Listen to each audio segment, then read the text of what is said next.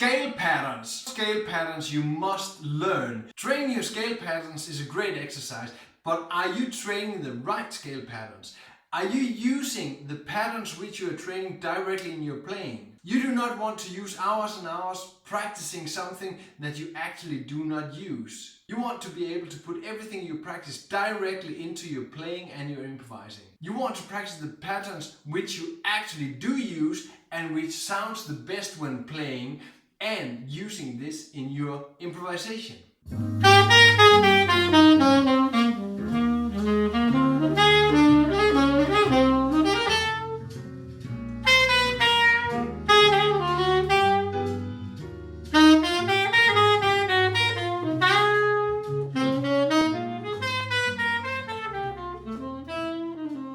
In this video I will show you 3 great scale patterns you must know.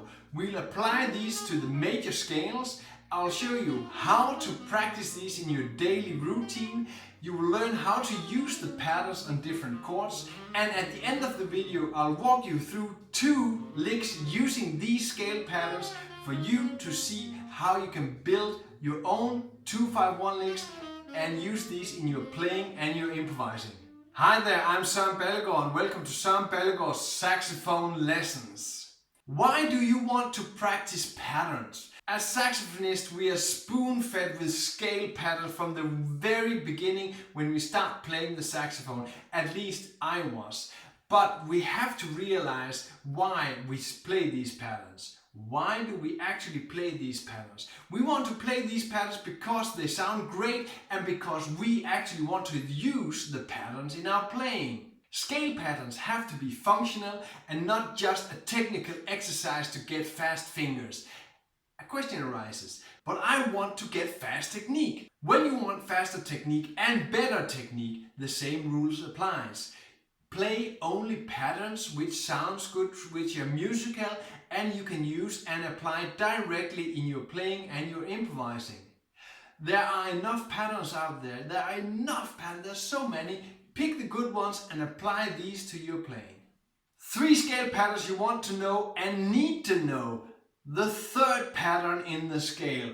This is a basic pattern and you see it in almost any kind of music everywhere. If you analyze solos, if you analyze melodies, if you look at classical pieces, if you look at pop songs, anything, you will encounter the third pattern in one way or another. The basic third pattern looks like this in B flat major.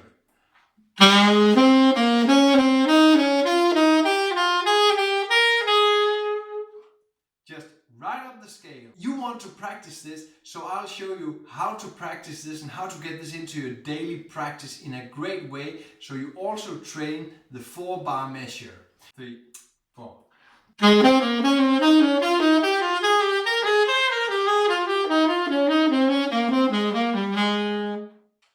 You see that I put it into a 4-bar measure. Actually, after the 4th bar, I can repeat the pattern twice.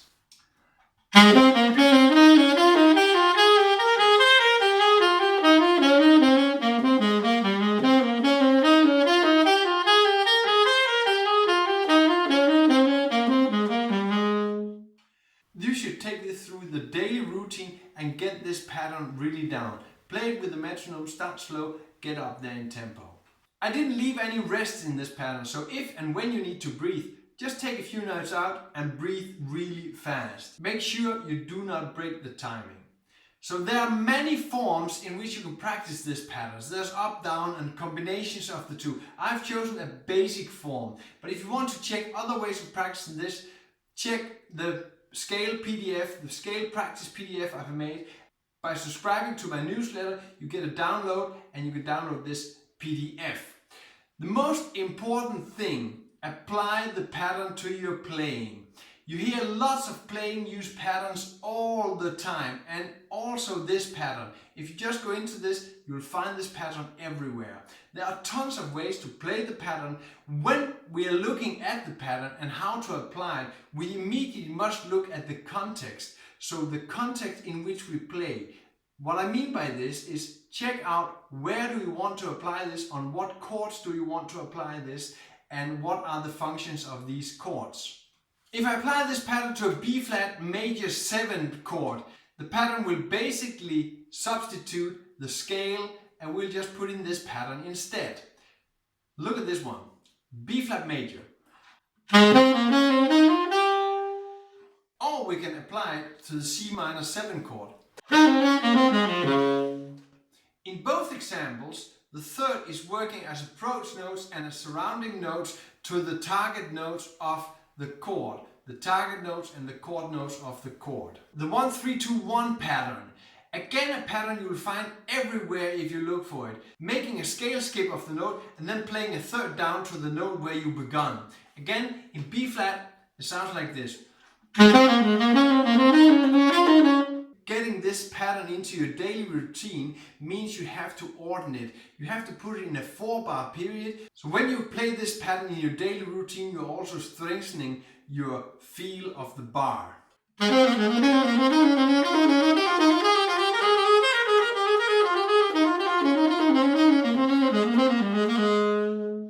When we look at the context together with this pattern, the application is really great and very applicable. This pattern bridges the space between the thirds of the chords. So if you put it on a C minor, it would sound like this.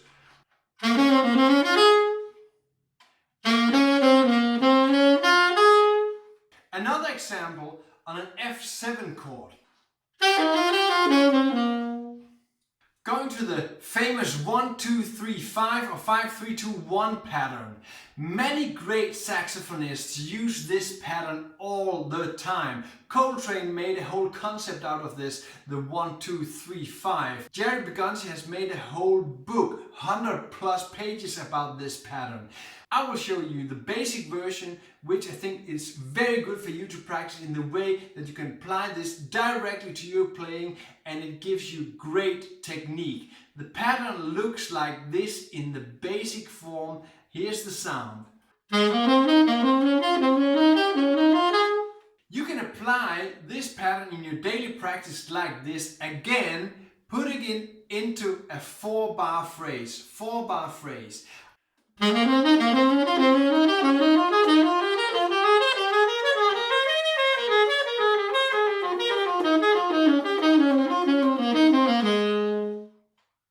This is how the pattern could look in your daily routine, fitting it into a 4-bar period. You can consider playing it just up or play some bars of it and get this into your routine. We want to know how to apply this pattern, else the practice is worthless. Start with the function of the chord and then apply the pattern. So on an F7 chord, this could be. On a B flat major 7 chord, the pattern could look like this. You can find all the scale patterns in the free scale practice PDF. Download it when you subscribe to my newsletter on my website. 2 pattern based 2-5-1, played, analyzed and explained. The chords are C minor, F7, B flat major 7.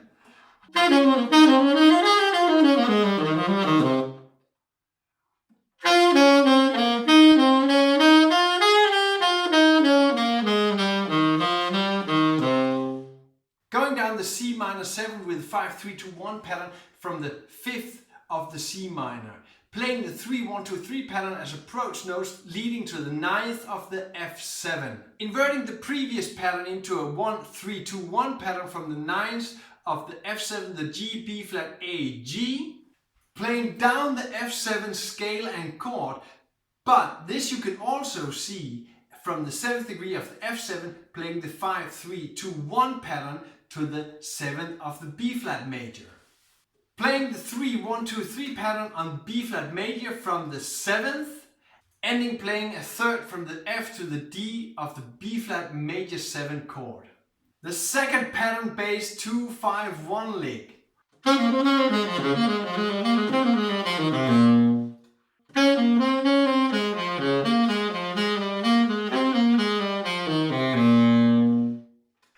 the C minor we start with the 3-1-2-3 pattern from the 3rd E flat to the C. Then run down the E flat major arpeggio as an extension of the C minor 9.